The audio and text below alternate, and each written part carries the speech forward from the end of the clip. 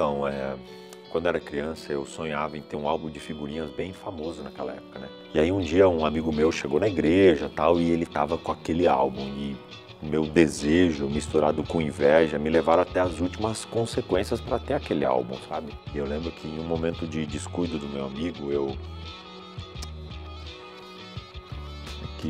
não me orgulho disso, sabe? Eu peguei o álbum, coloquei embaixo da camisa, escondi no carro e fiquei o resto do culto fingindo que não sabia onde o álbum estava. Olha só o que a inveja faz com uma criança, sabe?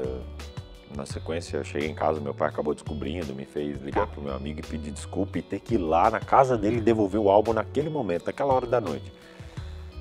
Foi uma experiência bem delicada e ali eu percebi que a inveja pode levar a gente a fazer coisas terríveis. Galera, essa história foi real e aconteceu mesmo, viu? E a verdade é que a inveja não tem idade. Na lição de hoje, a gente vai ver que a inveja levou alguns marmanjos a fazer uma besteira que custou a própria vida deles e da família deles também. Quer ver?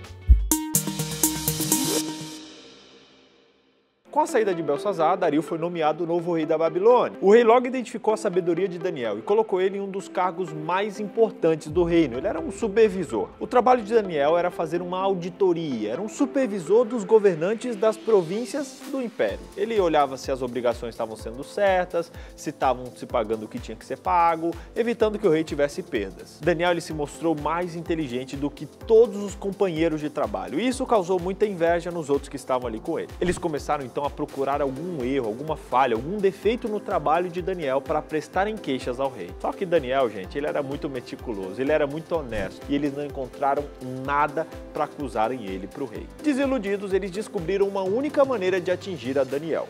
Mas é isso! Continue a orar, Daniel. É música para os meus ouvidos. Eles sabiam que se houvesse um conflito entre a lei de Deus e a lei do império, Daniel se posicionaria do lado da lei de Deus. Mas você deve estar pensando, se o rei gostava tanto de Daniel, por que ele assinaria um decreto que colocaria a vida dele em risco? A questão aqui é, o rei foi enganado.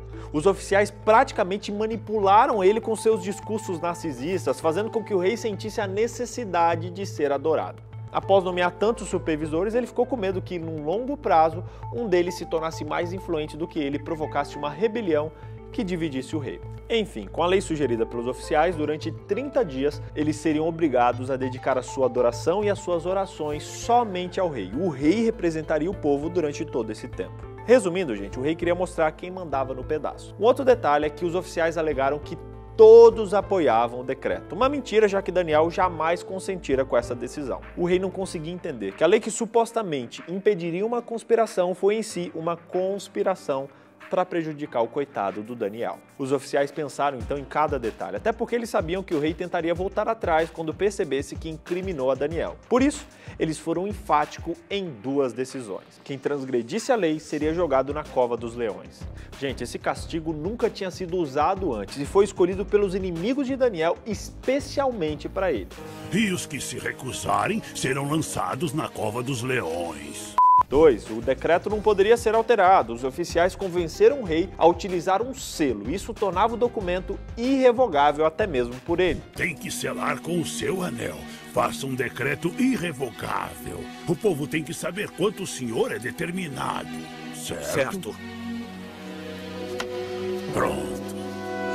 Isso inclusive já tinha acontecido com outro rei, que tentou voltar atrás depois de sentenciar um inocente à morte, mas ele não pôde fazer isso não. Os relatos contam que Daniel orava 3 vezes ao dia, na janela do seu quarto com vista para Jerusalém, onde todos conseguiam ver o que ele estava fazendo. E Daniel, mesmo sabendo que sua vida estava em perigo, não mudou o seu hábito de oração ao Deus verdadeiro. Ele fazia questão de deixar claro que a lealdade que ele devia a Deus via antes de sua lealdade a qualquer rei ou a qualquer decreto irrevogável. E foi dito e feito. Logo, Daniel estava sendo levado pelos oficiais à presença do rei para que sua sentença fosse cumprida. O rei ficou desolado quando ele viu quem era a primeira vítima da sua própria armadilha. Então ele deu ordens para que trouxessem Daniel e jogassem ele na cova dos leões. O rei, porém, disse a Daniel que o seu Deus, a quem você serve continuamente, o livre. Me diga se seu Deus vai salvá-lo. O rei voltou dali angustiado, não conseguiu nem sequer comer e nem dormir, pensando que o seu mais fiel trabalhador poderia estar morto naquele momento. Assim que amanheceu, a primeira coisa que ele fez foi ver se Daniel estava vivo. Vamos, fale comigo, você está vivo! Daniel, eu... Estou vivo, Daniel.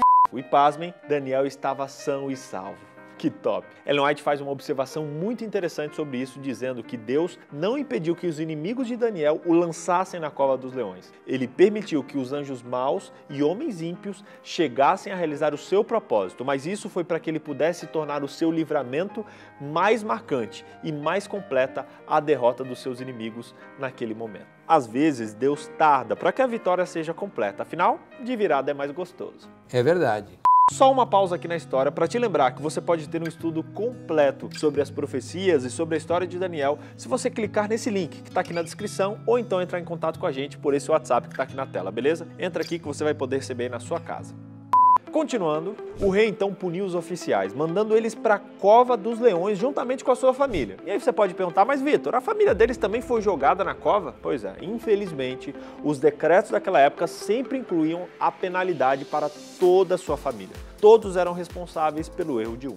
Vale deixar claro aqui que a Bíblia não apoia esse tipo de prática, tá bom? Até porque lá em Deuteronômio 24:16 é proibido que os filhos sejam mortos por pecados dos seus pais. A Bíblia só está aqui mostrando o que aconteceu e o motivo pelo qual isso aconteceu, beleza? Depois de tudo isso, Dario não só modificou a lei, mas também reconheceu que o Deus de Daniel era o Deus verdadeiro. Como Nabucodonosor, Dario respondeu ao livramento de Daniel, louvando ao Senhor. Isso também acontecerá com os que forem fiéis a Deus no fim dos tempos. O povo de Deus terá o livramento, o mal será punido e o Senhor será vindicado perante o universo. É muito lindo ver que a fidelidade de Daniel fez com que ele fosse livrado da morte nesse momento. Mas a gente não pode se esquecer que muitos outros morreram em nome de Cristo. Isso não desclassifica eles do título de heróis. Deus chama alguns para testemunhar por meio da vida e outros por meio da sua morte. O livramento miraculoso de Daniel mostra que Deus governa e, por fim, livrará todos os seus filhos do poder do pecado e da morte. Isso serve para encher o nosso coração de esperança e nos dar força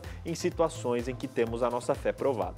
Nunca se esqueça do que diz lá em Romanos 1, verso 17. O justo viverá pela fé. E mesmo no dia da morte, leve sempre as palavras de Paulo quando diz, porque para mim o viver é Cristo e o morrer é lucro. Resumindo então, primeiro, a comunhão com Deus nos fortalece. Segundo, nunca negue a sua crença. Terceiro, seja fiel até a morte. E quarto, não seja invejoso. A inveja foi ponto-chave que desencadeou toda essa história registrada lá em Daniel 6. Dizemos que a inveja é o pecado original, pois foi através de um ato invejoso que Lúcifer começou a rebelião no céu e fez com que fosse expulso à terra e levando Adão e Eva a pecarem também. Assim como acontecerá com Lúcifer, os acusadores de Daniel também caíram na própria armadilha. E esses dois são exemplos muito claros de que não vale a pena se posicionar do lado errado. Eu sei que às vezes na caminhada cristã parece que é mais difícil, parece que está complicado, mas, meu irmão, pode ter certeza que a recompensa virá, assim como veio para Daniel. Deus nunca prometeu que a gente seria livrado de provações, mas Ele garante que teremos a vitória diante do mal quando tudo isso acabar. Durante 30 dias, cava as contas, as obrigações... O rei logo... estragou. Pode seguir.